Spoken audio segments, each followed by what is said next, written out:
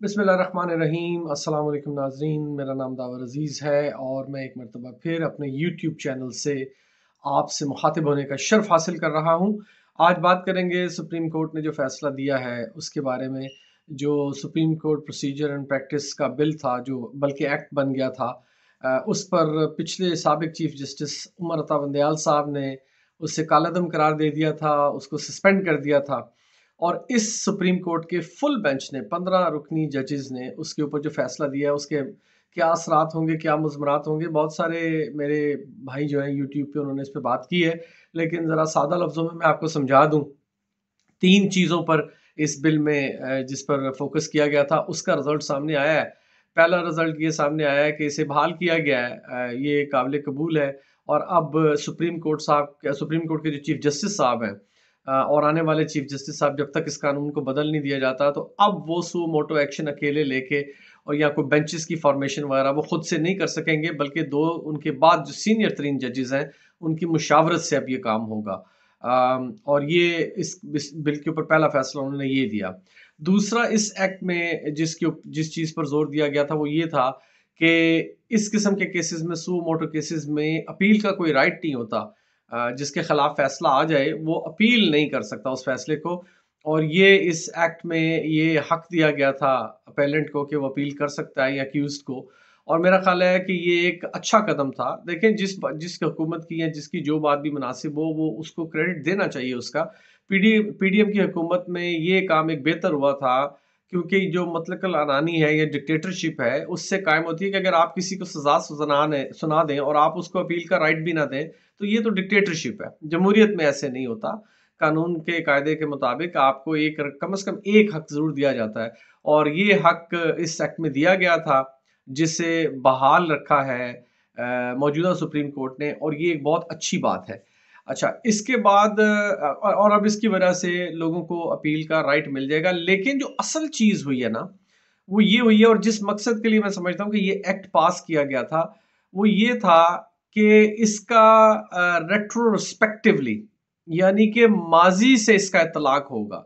माजी से इतलाक करने के लिए जजेस ने 7-8 की अक्सरियत से ये मुस्तरद कर दिया है। इंतहाई अहम नुकता मुस्तरद हो चुका है। अब रेट्रोस्पेक्टिव, यानी वो केसेस जो अदालत में चले और उन पर कन्विक्शन हो गई, उन पर सजा हो गई, अब आप उसकी अपील नहीं कर सकते। क्या फ़र्क पड़ेगा नवाज़ शरीफ पर? क्या फ़र्क पड़ेगा जहांगीर खान तरीन पर? वो उनके हाथों के तोते उड़ गए हैं, ये फ़र्क पड़ेगा। जो सारी प्लानिंग थी वो ठप हो गई है। बिल के जो छोटी-छोटी चीज़ें थी जिन्हें एक्सेप्ट कर लिया गया, उनसे कोई ख़ास फ़र्क पड़ने वाला नहीं था। जो असल मुद्दा था, यानी कि वो कहते हैं ना कि हाथी निकल गया और दुम रह गई, यहाँ पर मुहावरा उल्टा हो गया कि दुम निकल गई लेकिन पूरा हाथी फँस गया। जिस मकसद के लिए ये बिल पास किया गया था ना नाज़रीन, वो मकसद फेल हो गया है। अब होगा क्या कि नवाज शरीफ साहब अब इस वक्त जो जो उनको पनामा वगैरह में सजा हुई थी उसके खिलाफ वो अपील नहीं कर सकेंगे। अपनी सजा, यानी कन्विक्शन, यानी उन पर जो जुर्म साबित हुआ और जिसकी उन्हें सजा मिली, उसके खिलाफ उनकी अपील नहीं हो सकेगी।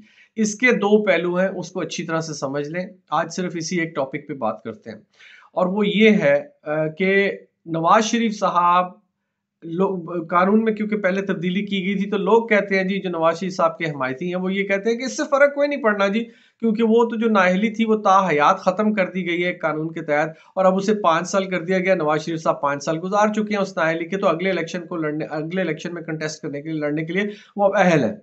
ये बात बज़ाहिर तो दुरुस्त नजर आती है, लेकिन थोड़ा सा इसका तज्जिया देख लें कि सुप्रीम कोर्ट ने जो अपने फैसले में नवाज शरीफ साहब को नाअहल किया था ताहयात, उसमें उन्होंने ये लिखा था कि कानून, आइन के अंदर, पाकिस्तान के आइन में अगर किसी नाअहली की मुद्दत या मियाद मुकर्रर नहीं की गई तो वो ताहयात होगी। ये फैसले में लिखा जा चुका है, सुप्रीम कोर्ट का फैसला मौजूद है।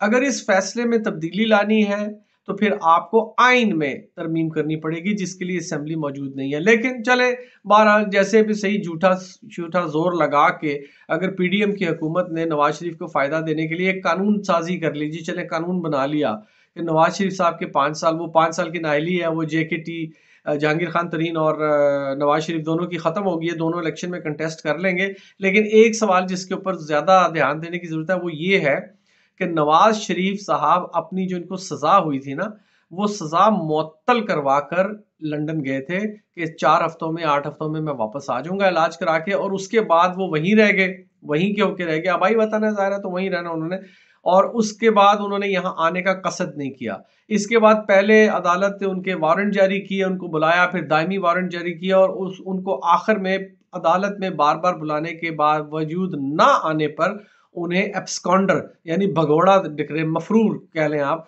डिक्लेयर कर दिया कि वो अदालतों से मफरूर हैं। अब वो अदालतों से मफरूर हैं, तो जब वापस आएंगे उनके पास राइट ऑफ अपील नहीं होगा, पहली बात। दूसरी बात ये कि जो एब्सकॉन्डर होता है वो पहले अदालत के सामने अपने आप को सरेंडर करता है, पेश करता है, हथियार डालता है, गिरफ्तारी देता है, और उसके बाद अगर कोई उसका केस वेस चल रहा है तो वो उसके बाद चलता है। जमानत की दरखास्त है, जमानत होगी नहीं होगी, इन मामलात में अदालत आमतौर पर बहुत सख्त रवैया अख्तियार करती है। जमानत लेना कोई इतना आसान काम नहीं होता कि जो सजा याफ्ता मुजरिम अगर पुलिस की या अदालत की या जेल से कहना चाहिए कि फरार हो गया, धोखा देके जो भी किया, तो उसके बारे में अमूमी तौर पे अदालतों का रवैया बड़ा सख्त होता है। लेकिन ये नवाज शरीफ साहब हैं, ये पाकिस्तान के अन्नदाता लगे हुए हैं, और ये विरासत में या पता नहीं किसी कहीं से बादशाहत लेके आए हैं कि इनके साथ एक हमेशा स्पेशल सलूक होता है। तो कोई इस पे कोई मुझे हैरत नहीं होगी कि अगर उन्हें बेल बिफोर अरेस्ट मिल जाए या राहदारी बेल मिल जाए या जमानत या कोई ऐसी चीज। लेकिन जो चीज जिस पर आप गौर करें वो ये है कि ये अपनी सजा सस्पेंड करवा कर गए थे, यानी कि इनकी सजा मुअत्तल हुई थी, सजा अभी खत्म नहीं हुई। तो वो जो 4, साढ़े 4, 5 साल जितना भी अरसा इनका बाकी रहता है, जो अरसा इन्होंने जेल में काटा, वो तसव्वुर होगा कि इन्होंने सजा काटी है, जेल काटी है। लेकिन नाअहली खत्म होने के बावजूद सजा अभी मौजूद है। जेल जाने की, जेल यात्रा की, जेल में रहने की, वो जितना पीरियड उन्होंने नहीं निकाला वो जेल में उन्हें गुजारना है, उसकी माफी नहीं है। तो अगर वो इलेक्शन लड़ने के लिए अहल भी हो जाएं, जो कि मेरा ख्याल है कि शायद ये मुमकिन ना हो, बाद में हम देखेंगे जब वो अपने कागजात नामजदगी दाखिल करवाएंगे, अगर वो पाकिस्तान आए, बोल तो मेरा ख्याल है कि इस फैसले के बाद नजर सानी करेंगे वो अपने फैसले पे पाकिस्तान आने के लिए। और जो सलूक हो रहा है उनके बरादर खुर्द के साथ, गाड़ी को जिस तरह से घेर के इज्जत अफजाई की जा रही है, और जो मरियम सफदर रवान के जलसों में अवाम सलूक कर रही है वो, और उसके बाद जो सुप्रीम कोर्ट का फैसला उनकी तवक्को के बिल्कुल खिलाफ जो आया है, तो मैं समझता हूं कि वो नजर सानी जरूर करेंगे। लेकिन बहरहाल देखते हैं, इलेक्शन के वक्त अगर वो कागजात नामजदगी जमा करवाएंगे तो उस पर लाजमी इतराज होगा, फिर ये मामला सुप्रीम कोर्ट में जाएगा।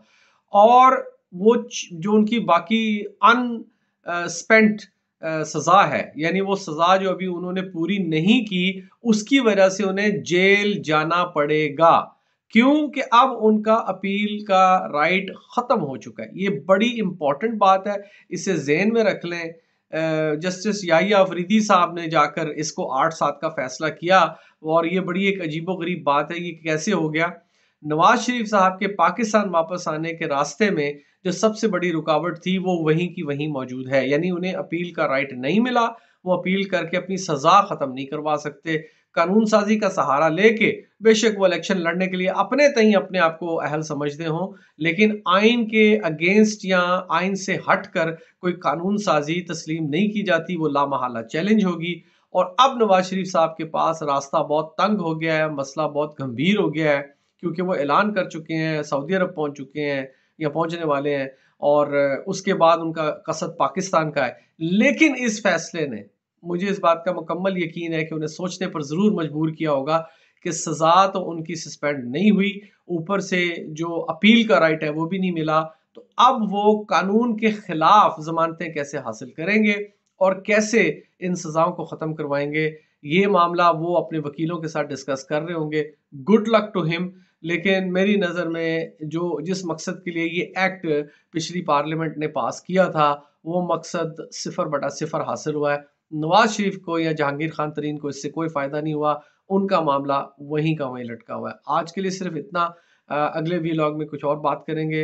मुझे अपनी दुआ में याद रखें, मैं आपके लिए दुआ गो हूँ। चैनल सब्सक्राइब कर लीजिए, लाइक और शेयर भी कीजिए वीडियो अगर आप पसंद करें तो। और बहुत शुक्रिया आपका एक मरतबा फिर। पाकिस्तान हमेशा जिंदाबाद।